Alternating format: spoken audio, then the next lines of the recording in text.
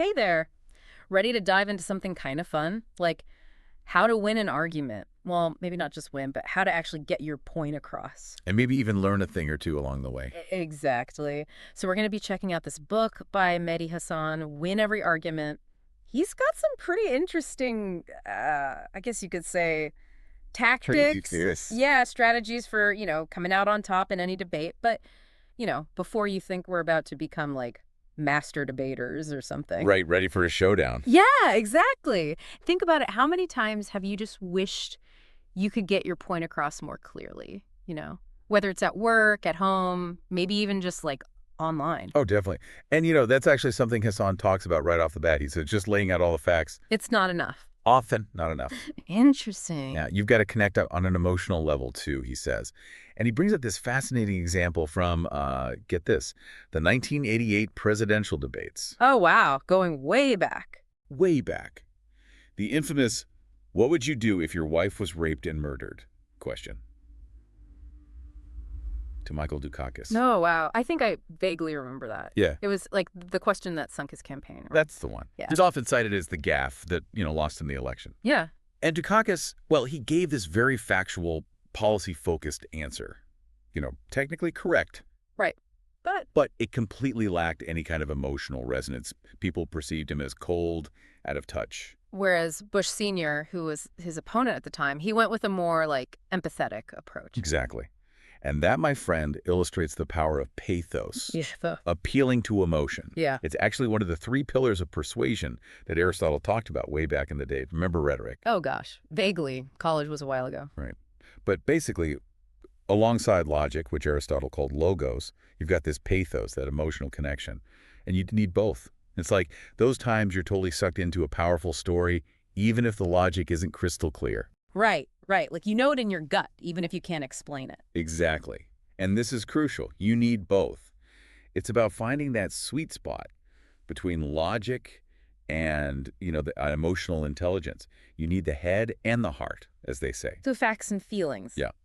And that actually leads perfectly into Hassan's next big point, which is receipts, as he calls them. Evidence. Oh, okay. So even in this day and age where it feels like, sometimes facts are optional. Right. It's like, do they even matter anymore? Exactly. But he argues that they're still absolutely essential, whether you're in a courtroom or a boardroom. Or like arguing with your uncle at Thanksgiving dinner. Exactly. Even those dinner table debates. Oh, yeah. You need those receipts.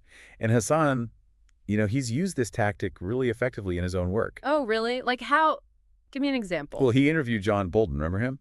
Vaguely. National Security Advisor, something like that. That's the one.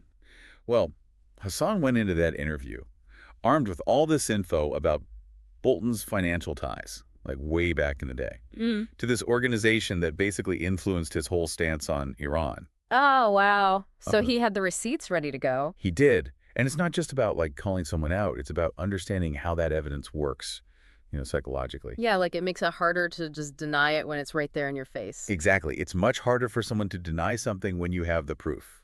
So it's not just about like saying they're wrong, but you're showing them why and how. Exactly. And that's something we can all apply, in our own lives. Like next time you're gearing up for a tough conversation, think, what receipts can I bring to the table? Be prepared. Back up your claims. Don't just say it, prove it. Exactly. I love it.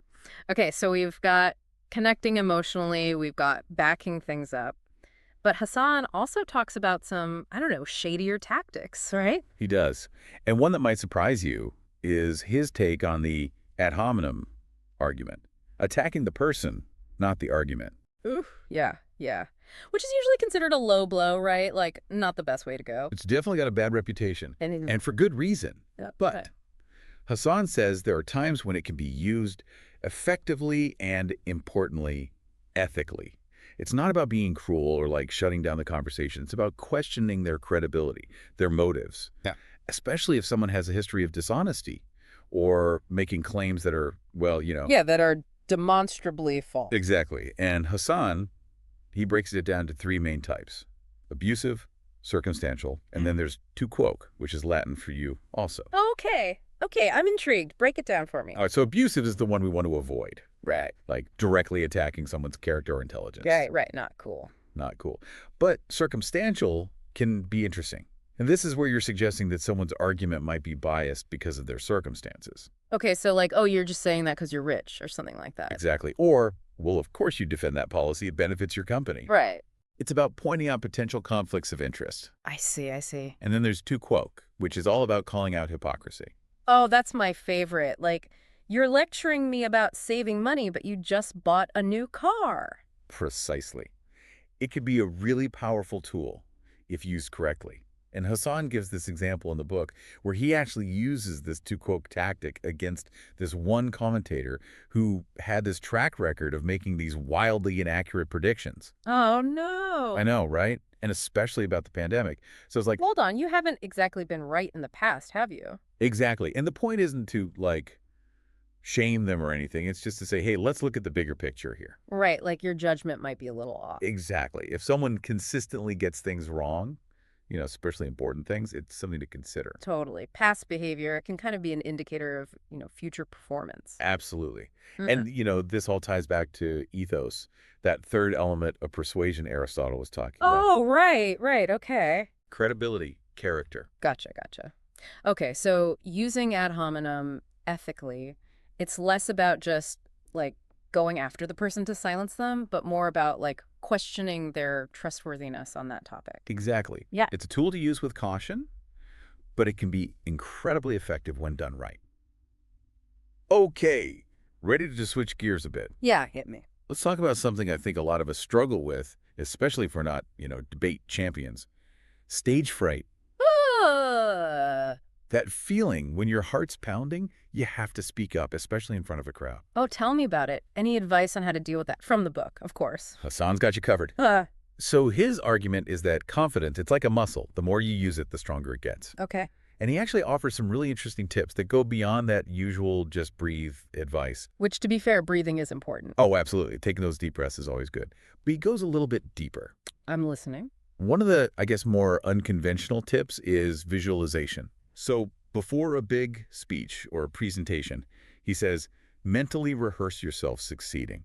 Oh, interesting. Like imagine yourself speaking confidently, you're engaging the audience, just totally owning the moment. So picture yourself rocking it. Exactly. And the cool thing is there's actually science behind this.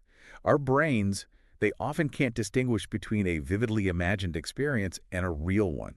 So by practicing in your mind, you're basically giving yourself a confidence boost before you even step on that stage. Wow, that's pretty wild. It is pretty wild. And he also talks about the importance of surrounding yourself with positivity, like the people you spend time with, their energy, their beliefs. Yeah, it rubs off on you for sure. Exactly. And this kind of ties into the idea of self-talk, which maybe we can unpack another time. But essentially, those voices that we hear around us, Right. those criticisms, encouragements, they become part of our own internal dialogue, shaping how we view ourselves and our abilities. Right, oh, that's so true. Right. Yeah. Okay, last one from this section. It's a good one. Hasan says to embrace failure. Easier said than done. I know, right? Right. But don't be afraid to take risks, he says, even if it means messing up sometimes. Every mistake, it's a chance to learn and grow. Yeah. It's about having that growth mindset, right? Exactly. Viewing those setbacks not as defeats, but as opportunities for improvement. Love it. Okay, so we've covered so much ground. Connecting with emotion, the power of those receipts, navigating ad hominem, overcoming those like pre-argument jitters. Right. How to actually project that confidence. But this feels like, this is just the beginning. Oh, this is just scratching the surface. There's so much more in win every argument. I bet. This has been amazing, though. I feel like I have some new tools in my arsenal. What's the biggest takeaway you hope people get from this book? That's easy. Effective communication, it's a skill. It doesn't come naturally to all of us. Definitely not. But it can be learned and it can be honed. And it's about more than just being right.